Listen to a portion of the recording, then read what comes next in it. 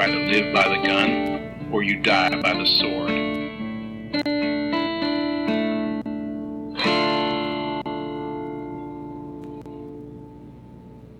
Welcome once again to the Good, the Bad, and the Weird podcast, MicroViews. I'm Nicho. And I'm Chris. And we have completely destroyed our reputation for choosing sensibly with today's MicroView. Indeed, this movie was quite silly and frivolous. We went with another Jane Austen adaptation, Love and Friendship. A movie that I think wished to have similar vibes as Sense and Sensibilities, and yet failed so massively in that endeavor. Yes, it was something, and I messaged you that I'm glad we chose this one. I see why you said that after I watched more of it, because I'd seen a little bit of this one, but I think I watched the first 5 minutes when this came out, and I went, this isn't the movie for me, and I turned it back off because I had blocked this out. I thought I had not seen this, and when it turns out I haven't seen most of this until recently. Yeah. And I scoured the internet for other people to help confirm and help me word my thoughts and opinions on this movie. And there is a shocking number of people who genuinely found this a very good movie. Not just an okay movie, very good. And I question that. I have so many questions. I do too, and I doubt we'll have any answers. There will be no answers because that's this whole goddamn movie. So, Love and Friendship is based on the novella Lady Susan by Jane Austen, written and directed by Whit Stillman. Stars Kate Beckinsale and Lady Susan Vernon. Mm-hmm. Morfried Clark as Frederica Vernon. Mm-hmm. And Xavier Samuel as Redendale Dick Horsey. Yes. What the fuck is his name? Randall or something. Reginald. I mistyped, motherfucker. Reginald. Yes. Regalord. The new Pokemon. Retinol, the new over-the-counter medication. Yeah. Yeah, no, Reginald. And okay, first off, we should say that there's a reason this is not one of the top most popular Austen novels, right? This one is much more silly. This is much more one of her commentary pieces. It's a little bit more on the nose as far as to make it in society, you have to be ruthless. Yeah, because the basic plot of Love and Friendship is Lady Susan Vernon is seeking to find a wealthy suitor for her daughter. And wouldn't you know it, she's single too. And because this is a Jane Austen, you can just assume everyone's going to get married, because that's kind of the whole vibe of her books. Yeah, and I still, don't get me wrong, with the opening credits, I thought they were very stylized. I did too, and for a hot second I liked them. Yeah, no, it gave me hope, and then it starts off being overly dramatic and setting up the tragedy, and my biggest issue with the first 30 minutes of this movie are the introductions to characters, because it's strange. And here's the thing, I get what they were trying to do. They were trying to put it in an old timey oval portrait of this is how we introduce these characters. With it reminded me of in heist movies where it's introducing the characters where it's Jane the getaway. Yes. It feels very much like an action-adventure movie. However, this is not an action-adventure movie. This is a Jane Austen adaptation. Yeah, and the biggest issue with it, though, is there's too many characters thrown at you all at once to even register who these people are. In 5 minutes, we meet 20 people. It's so fast. We're given 3 locations. Yes. And after that, 8 minutes, there's more characters. 15 minutes, introduced to new people. And in 27 minutes, we're still being introduced to other characters. And honestly, it really took me out of the movie every time someone new popped up, because action or something happens, and then it cuts to them stepping into the portrait, the really shit. And here's the thing: the portrait. When I say portraits, it's just kind of an oval shape that they darkened around. Yeah, it's not even a true crop. Yeah, no, I agree. I did like the witty description of the character. I thought that was clever. However, it doesn't match anything else in the movie. I thought that maybe this movie was going to have a more stylized, more updated take on a Regency era drama piece in the same way, and I hate to say this, but kind of in the same way the silly, like, Sherlock Holmes and Watson update did. Where, like, yes, it was over the top, it was very silly, very slapsticky, but it stylized itself, it did update itself well from a Victorian-esque standard. The Guy Ritchie one, not the Will Ferrell one, No, right? I think the Will Ferrell one does, like, granted, that's a much more extreme, right? But when they decided, we're going to modernize this, they fully went in for it. They're like, no, we're going to keep the period. We're not going to, like, update it to modern times, but we're going to give it modern humor. We're going to give it modern styling. We're going to give it modern jokes. Like Romeo plus Juliet. Yeah, actually, yes. And so I had kind of this little bit of a hope of, like, okay, this is a little silly, but maybe the rest of this movie will play off of, because this is one of, I think, Austen's more humorous works. It's not maybe my favorite of her pieces, but, like, it is fun. There is a lot of humor written into it that's much more direct for an American audience to enjoy. It's a lot less subtle than some of her other pieces, but that's also why it's not one of her better pieces, is because it's a lot less subtle. It's pretty on the nose. And so I thought, okay, well, they've picked up on that cue. This is going to be, like, more humorous, because you have essentially a really shitty person as your main character that we're going to have to try and learn to love and see from her point of view. Oh, well, here's the thing is, like, that was one of my issues, is because so much is happening for the first 15 minutes of this movie. Yes. I couldn't figure out who was supposed to be the main character of this. It is painfully difficult. And granted, the book is not easy either. I had to use a lot of character sheets to keep track of who is who, but you had time in the book to set it down and reference who is what. This movie could have just gotten rid of some people. Yeah. And honestly, like, I know everyone wants to be, like, faithful to the book and faithful to the original story. Like, half of these people barely are in it. Yeah, no, that was my biggest thing, is, like, we get introduced to all these people up front, and we don't see them until, like, an hour into the movie, and it's just, like, I forgot anything of who this character is. Yeah, yes. I'm glad to see you, Stephen Fry. Oh, same. But who the fuck are you to any of the other shit that's happening? Same. Do not get me wrong. Stephen Fry is one of my favorite actors of all time. I find his roles really compelling and or hilarious. However, he did not need to be in this movie, and I am pained to say that. This character could have completely disappeared, and no one would have known. You know, sometimes you need that little extra paycheck. Again, get your bag. I don't care what you have to do. However, from a writing standpoint, and I think the writing and directing are my main complaints, because the acting's fine. Oh my god. Okay, so I agree with that, but also the editing of this is really rough too, because, like, so rough. Everything just kind of happens one thing after another, and, like, we're having to be told what's happening, and then we're told constantly. Yeah, and at one point there is just a random text transition, like it's supposed to be funny, and it's just like, wait, why is this the only time this is happening? Like, if you did this a couple times, sure, maybe a little funny, but, like, it's in a stupid moment of, like, maybe we will go there, and then they went there. It's like, which would have been funny. There's a lot of moments in this movie that could have been funny. The characters randomly staring at the camera like they're in the episode of The Office, hilarious. I find that great. I know that's not what they meant, but that's what happened because there was bad direction. There are some very good one-liners in this that are not from the book. Like, they were just written for this movie that could have been very funny, but the pacing is terrible. Some of these actors either did not know their lines and were speeding through them so they wouldn't forget, or they were given bad direction, which is honestly my guess, unfortunately, because some people are speaking so fast that I have no idea what they say, and then other characters feel like they are trudging through their own thoughts. And it's really annoying to not have at least some form of cadence, especially because this movie does not have a single silent moment, I think.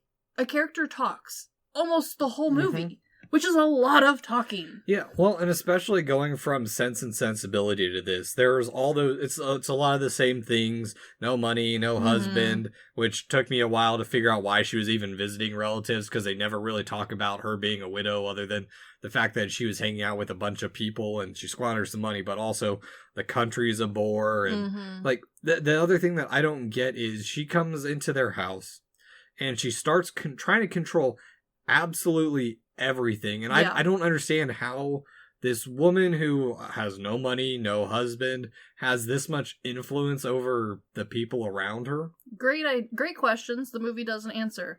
The book does a bit better of a job. Again, this isn't my favorite example of her works, but, like, it does a bit better of a job explaining how, like, she manipulates everyone around her to get what she needs. She doesn't need a man. That's how she's, like, staying well. Like, her daughter needs one because she's not as good at manipulation as she is. But she has turned this into an art. And that's supposed to be, like, why she is a love-hate main character. You're supposed to hate the bad that she does, but you love her because she's surviving, she's doing well for herself, and in the end, she ends up with, you know, some good in her life. And even then, it doesn't feel like she ends up with good. It feels like she ends up, like, you're playing a video game and you accidentally get the bad ending. Yeah, a little bit. But the movie doesn't even explain what is truly happening. It just throws all of it to you, and instead of having, like, more of the, like, almost funny editing where, like, we already had all their characters, like, described to us, why not also have some extra text or extra editing to, like, kind of help show us what is happening? We just get word bombed. Well, and I think part of that is, when it comes to Lady Susanna, is we don't have a moment for her to rest. It's always conniving or, like, trying to manipulate and influence those around her, and we have one spare moment, and it just feels like a spare moment to sit down and have the heart-to-heart talk with her daughter, and it's just like, we only survive because of her relatives' generosity, and it doesn't really, like, read off as her trying to be sympathetic. It's just like, you've been a bitch to be a bitch most of this movie. I don't understand, like, why we're supposed to like you. Like, there's that one scene where she's talking with the blonde friend who, for a while, I had no clue who she was. I still don't think I have a full understanding of who that chick is, or if she's just supposed to be a plot element to have a sounding board for Lady Susan to tell us what's going to happen next in the plot line, or when her scheming. Again, the movie does a terrible job of explaining why you care about Miss Jones, and why, like, her being in the story is a parallel to Susan, and, like, her seeing her own potential fate in her friend. But then also they are two minds of the similar idea of, like, oh, they are a bit of a sounding board to each other. They do help each other try and, like, succeed in life. And the movie doesn't explain hardly any of this. The other thing that really bothered me, and this is, I think, where you can see a big difference between very good Jane Austen adaptations and arguably just Regency and period pieces in general. A good period piece takes time to exist in the period it's in. And while I will give credit, this movie looks very good and has good costuming for what they felt was a very small budget of only $3 million. It's very colorful, too. It's very colorful, which I'm not mad at, but we don't take any time to live in the period that we are dramatizing. So, like, at least with other drama pieces, we have time to enjoy a table setting, enjoy looking at the house or the grounds. We have time to see the characters wearing their cute dresses. And while we have the elements for that for this movie, like the costuming, not my favorite, but it's not bad. The sets and scenery look good, but we don't spend any time hardly at anything. Like, we switch rooms so quickly, we switch places so quickly. And so the only thing you really have time to look at and observe regularly is, unfortunately, the character's hair and makeup, with a little bit of costume thrown in that we barely look at or see, and the hair and makeup in this movie is not good. Yeah, I mean, I didn't really pay too much attention to it, but it's weirdly modernized, but there is elements of the correct period styling. It felt like everything was rushed, including having time to, you know, get everyone ready, which is too bad because it sounds like, from what little tiny bit I did a Google on, they had all custom pieces made for this movie as far as, like, outfit wise, which is impressive because, again, they felt like this was a very small budget. Why is this the budget, though?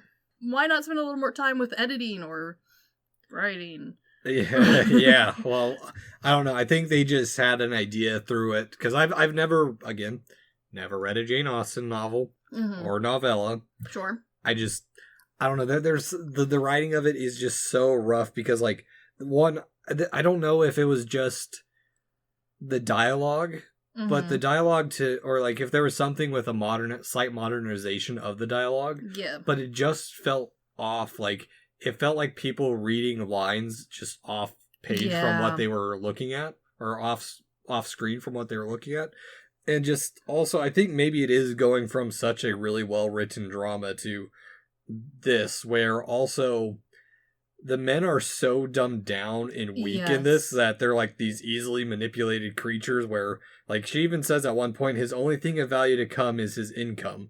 And on top of that, like the humor is just so bad on top of it, because like half the time it feels like some of it, like half the time it feels like the one male character that we're spending a lot of time focusing on, James. Yes. He is the absolute worst. Like, he gets hit. The writing of James is like, you gave a like teenage girl that boy that's always after you. Mm-hmm. Write him as a character, and where he's like really just trying way too hard to be interested in the daughter. Yes. And then on top of that, like, he says a bunch of like stupid shit of like he's supposed to be educated. He might be a little mentally challenged, where like he's like, "Oh, little green balls. I've never seen these." And they're fucking peas. Yeah. My God, this man is the stupidest thing I've ever seen. And granted, like, he's a little dumb in the book, but like the idea is that our main character is very smart. She's very witty. And so a lot of the jokes from the writing are kind of over the heads of other characters. Mm-hmm. And you barely get that occasionally in this movie. But a lot of the jokes don't land because they're weirdly modernized. And not in like you can clearly see where it has been modernized. It's in a very subtle way. Like, no one has taken time to learn an accent that works for this. Much like the makeup, no one has really taken the time to do a well put together look for this. Mm-hmm. Like, the acting style feels rough and like unpolished. The jokes feel on the verge of being too modern at times, where like, we need to dumb down this character a little bit extra so that way people really understand how stupid he is. And it's like, no, you didn't need to. We're good. You know who James is? James is boyfriend material if he had Labrador energy and was an actual Labrador. Yes. An actual Labrador might be smarter than James. And, like, I'm all for a somewhat dumb character, but this movie takes it really far, and unfortunately the only character of any actual interest is barely in the movie. The daughter isn't very much of interest, because as much as her mother dotes on her and tries to make her interesting, she's kind of dry. She's a bit of a white piece of cardboard. Yeah, I mean, she doesn't, that's the other thing is like, she barely has thoughts for herself. Well, that's supposed to show the importance and the influence of Lady Susan, which at the same time, like, she doesn't get her moment to have like the emotional beat because none of the other characters have those emotional beats. It's just like they're all kind of wrapped up in whatever game she's trying to play, but like it doesn't feel like it's even really going anywhere. And like, because this movie is only an hour and a half long. It feels like it takes ages. It is a slog to get through, and then when stuff starts to unravel, it's like the last 5 minutes of the movie, and it's just like, yeah, what? No, and the movie also misses a huge portion of the novella, which was this how women can use men not just for their money and position, but also for sex. And the movie barely touches on, like, how the wife being a widow can use people a little better. It's part of the reason she gets married is because she's sleeping around a little bit. And why she's so desperate to get her daughter married is so she can go and, like, do what she wants without anyone questioning it. She got, blanking on his name again. Yeah, that guy. Reginald. Mm-hmm. Into the room alone. And I'm like, oh, this is a faux pas. Are we going to get saucy finally in this movie? And it doesn't. It's so dry. They remove all romance from this movie somehow. This story has no romance, which is impressive for a Jane Austen adaptation, to be honest. It has Reginald, who is absolutely obsessed with Lady Susan, and she wants nothing to do with him. She wants everything to do with him, but also nothing. But there's no tension between any of the characters. The few characters that realize Lady Susan is being an ass do nothing or care nothing about it. Because that's the tension of the movie, is everyone hates Lady Susan, even her own daughter hates her. But at the same time, there's no repercussions for Lady Susan being an ass. No one uninvites her to anything. She's not asked to leave by anything. And the book does so much better job showing the balance and the power struggles and how manipulative she actually was. Where the movie, you just kind of like, okay, why is anyone putting up with this? Why does she end up with James? Like, it's not explained. This movie does a terrible job of like spending all of its time doing dialogue and not showing us diddly squat. Yeah, her plotting falls apart, and all of a sudden she's with James. It's like, what is this thing? So she still gets money because James is An idiot? An idiot, but also kind of a good guy at heart? It's very confusing. I feel like the moral of the, like, and it's not even really a moral, just like the entirety of the story is missing. And like, I'm all for updating or rewriting classical works to fit an audience. And it feels like this was a terribly lazy job, because the parts that they were like, oh, well, that would be boring. We don't want to have that for pacing purposes, is what they cut. But that was the part that I had questions about. Mm. And it's not like, oh, we tacked in this little bit here, or, oh, we've removed this character here to have more time for this or that. No, it's like they just crammed it in SparkNotes style. Yeah.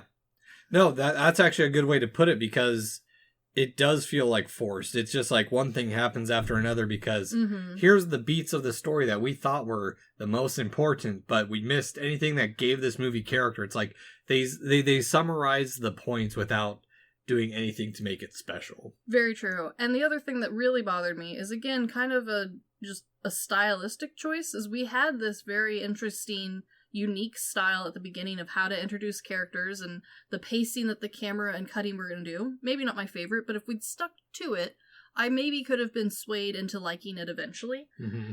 But instead we ditch it later for just hard cuts and quick pacing of words, which seemed like a very strange choice, because that would have been such a good use of not having characters do or exist anywhere interesting. The men don't show up to the house in any romantical sense, even just like from a visual sense. Like when they ride up to the house, it's like, beep, beep, I'm here. Yeah. As opposed to like showing up in kind of a more dramatic pose of having like just the horse and then just seeing the guy and like having him whoosh into a room. There's hardly any like lady aspects to this. Like they never are getting dressed, they're never like in the middle of writing anything, they're just constantly chit-chatting. Yeah, well, and that's the thing. I'm glad you brought up them like just showing up, because that's exactly what happens. It's just where like Susan shows up and they're like, I'm sorry I showed up with no notice, host me. And then like they're sitting there and then James shows up and it's like, so now you guys have to explain why these characters are here, but you don't. It's just like, okay, she's here. Yeah, there's no prelude, despite this movie having a ton of cuts. There's no time with any other characters other than our main lady, Susan, who honestly spends so much time with other people that you kind of forget who we're supposed to be following or focusing. So it makes it feel very strange when other characters do show up or do something outside of her presence, because we don't know or care about it, because the camera's only following her around like a weird ghost. Well, and I wonder if it stems a little bit from maybe our perception of how a period drama should be, because it's written and directed by an American. It is. So, and I think maybe that's part of it too, is just he had this idea of, oh, this is how the drama should be, this is how a period piece should look, but didn't like really work the two together, like with Sense and Sensibility, where Ong really felt like he sat down to try and understand how this period piece should work together. Yeah, there's not as the attention to details of understanding definitely are not the same. And I don't know, I do think that was its main problem, because there's plenty of people who did enjoy this story. There's plenty of people who did enjoy the acting, and lots of people who did find lots of the one-liners funny. I think the delivery could have been a little better, but if you take time to go back and have time to process them, yes, there are some funny moments in this, but it is missing that little extra step of care and time. It's missing heart is what it's missing. It really is, which is disappointing, because, again, like, it has some good foundations in some aspects. Like, it looks fine, the acting's good. It's just okay in so many ways that it's almost disappointing. Yeah, well, I mean, that's the thing, is we say it bounces around so much. The person that should have had the heart to was the daughter, where it's supposed to be like, okay, the daughter's caught up in the mother's schemes, it's kind of neglecting her. That like, would have been more interesting. Exactly, if it was from the daughter's point of view, probably, but no, instead we have to be told everything through her plotting. True. Very true. And granted, I do think that the story itself is also a difficult one to cover. There's a reason that there's not a bunch of versions of this story running around like there is with, like, maybe Emma or, Pride and Prejudice. That's been retold several times. Mm-hmm. And part of it is because this is a bit of a mess of a story. There's a lot of characters, and it's pretty short for an Austen work. But, like, it just doesn't feel like anyone tried terribly hard. And honestly, I do kind of wonder if this wouldn't have been better as a TV movie. Like, not for theaters, just going straight on BBC. I think it technically was. It was an Amazon production before Amazon had, like, their big split up. So, because, this was from 2016, so. That makes sense. It does reek of that early, not quite a full production, but not really lackluster enough to be an enjoyable TV show, movie sort of hybrid. It just kind of misses the mark in both fields, unfortunately. Mm-hmm.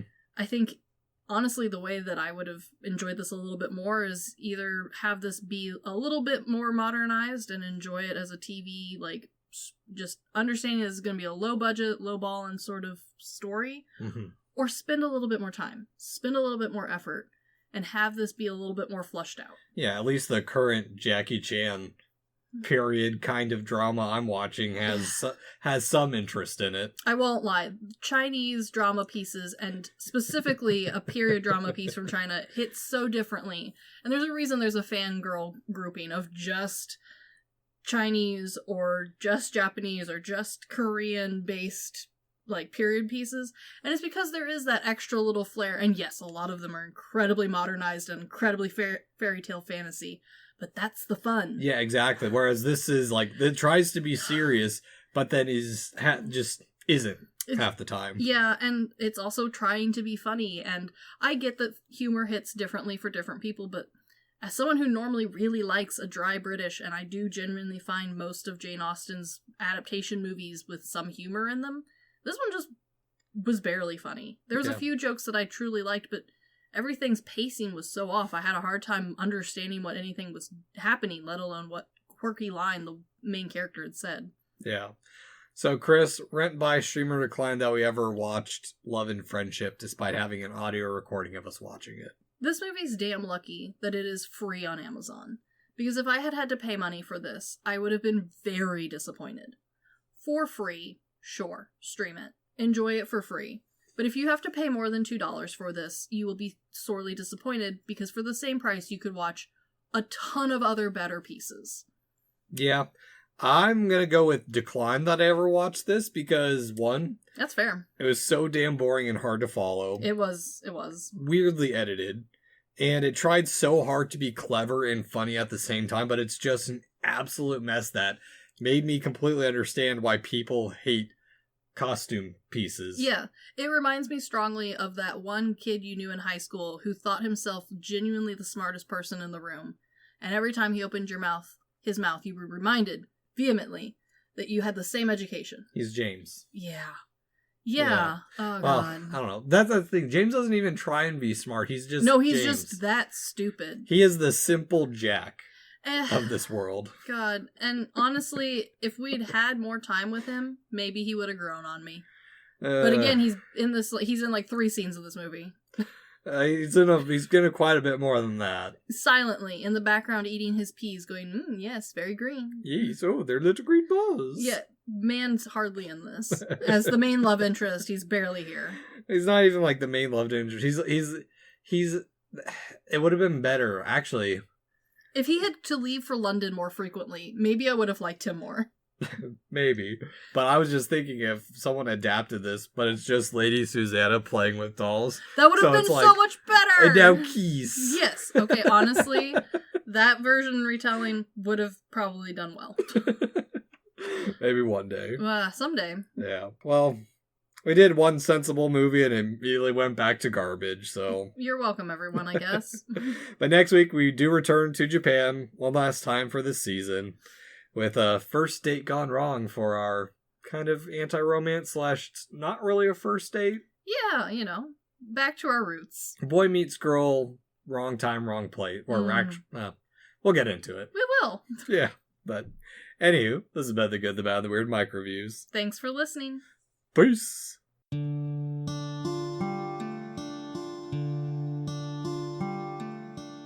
Thank you for stopping by this here town of the good, the bad, and the weird. We appreciate your listenership, and if you want more of our takes in your life, feel free to check us out on social media at The Good, the Bad, and the Weird Podcast, or TGTBTW for short. As well, if we missed a fact, your favorite part of a movie, or just have a suggestion and want to reach out and say howdy, feel free to email us at tgtbtwpodcast@gmail.com. And feel free to join our Discord at The Good, The Bad, and The Weird Podcast, where we talk about movies, just share random banter here and there. And always, check out our podcasters, streamers, or any other content creator we shout out in our episodes. We really appreciate it. And as always, thank you for listening. Peace.